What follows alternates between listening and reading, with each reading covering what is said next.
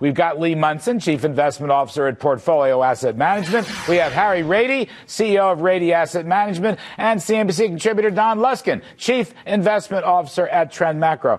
Okay, Don Luskin, start with you. Today was bank day, and I want to know how durable and reliable this bank play is. Help me out. Look, banks are going to recover along with the rest of the economy. They're cyclicals, but don't get lulled to sleep. They are not a long-term growth story. Remember back in 2007 when banks still ruled the world, their very best idea for growth was subprime lending. If their smartest idea is lending money to people who can't pay it back, what are they going to do now?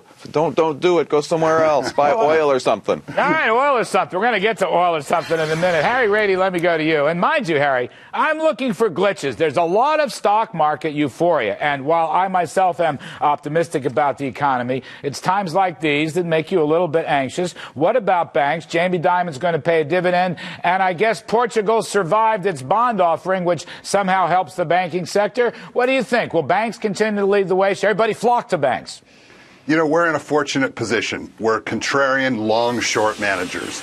So we can love stocks and hate them at the same time. And that's exactly what we're doing. We're loving them, we're hating them. We see contrarian, out-of-favor, long ideas.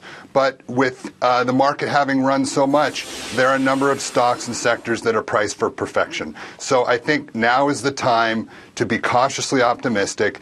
And almost every person I see on CNBC is talking about how bullish they are. Now is the time to get cautious. Why not? Get cautious is a euphemism. You mean sell. You mean sell. It's okay to sell. As a long-short manager, you can short. Why don't you just say sell instead of... Why does everybody always want to talk about cautiously bullish or cautiously bearish? You know? I mean, I'm 100% swine, which is a fine gentleman version of pig. You know, at 1320 inside of this month on the S&P, I'm going to tell my clients to sell and take some money off the table. But how can you say that, you know, there's some things that are priced for perfection, there's some not? And I'm shocked that Don Luskin, my bull of perma bulls, doesn't think that banks are a long-term growth story. The banks are the number one Larry Kudlow portfolio that I keep in my own mind of the one thing that you can say, forget the funny, you know, it's because they are the only thing that can borrow for nothing, that can be backed up by the government, and they have fundamentals that are going to last for years. Even a banker can make money with a 0 short rate and a 4% long rate. Even a banker can do that. That's why I'm leading with banks. It may be what the market is discovering. And Don Luskin, let me hear your response to Lee Munson's riposte. But Don, if Jamie Dimon is right and the big banks that most investors own are going to pay dividends, that is a little icing on the cake, isn't it?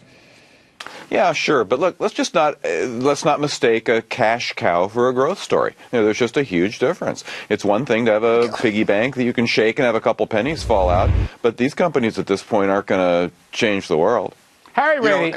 Change the world? I mean, a cash cow, my God, what do you want? You know, they're I just said they weren't a growth story. Don't try to start a fight. I just said they weren't a growth story. That's all. There are 3 rules to investing. Price, price, price. So look, there are attractive bank stocks, there are overpriced bank stocks, there are underpriced bank stocks. You can't generalize. Well, you know, we own Goldman Sachs. Goldman Sachs is a world-class franchise trading at a reasonable valuation.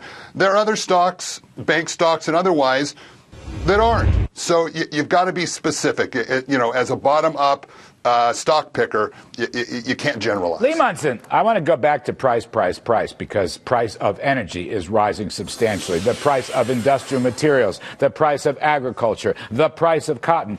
And I want to know, with this euphoria and profits coming down the road, we're going to get a lot of numbers in the next couple of weeks, obviously. Are too many bulls sleeping at the switch because this commodity boom, this revolutionary commodity boom, is going to knock into profit margins and no one's really anticipating it? Is everybody in denial about the potential negative profit effects of higher commodity prices across the board? No, not when you consider the input of commodity prices to the largest index that we all look at, which is the S&P 500. You know, I think too many people make a big deal about, you know, whistling through the graveyard. I'm not afraid to whistle through this graveyard, and I'll tell you why. Even if we have some higher input costs for manufacturers with energy, I think people need to remember valuations in the stock market in general are moving up right now. people are not complacent enough. I disagree with you, Larry. I don't necessarily know if you agree with this or not. I don't think that we're complacent enough. If you look at the VIX and you look at the volatility, we're not at even the historic average volatility on the VIX of 14.5. For those viewers at home, what I mean by saying that is that if you look at professional traders and option and futures traders, they say that the market right now really could have a correction, really could have a problem. Right.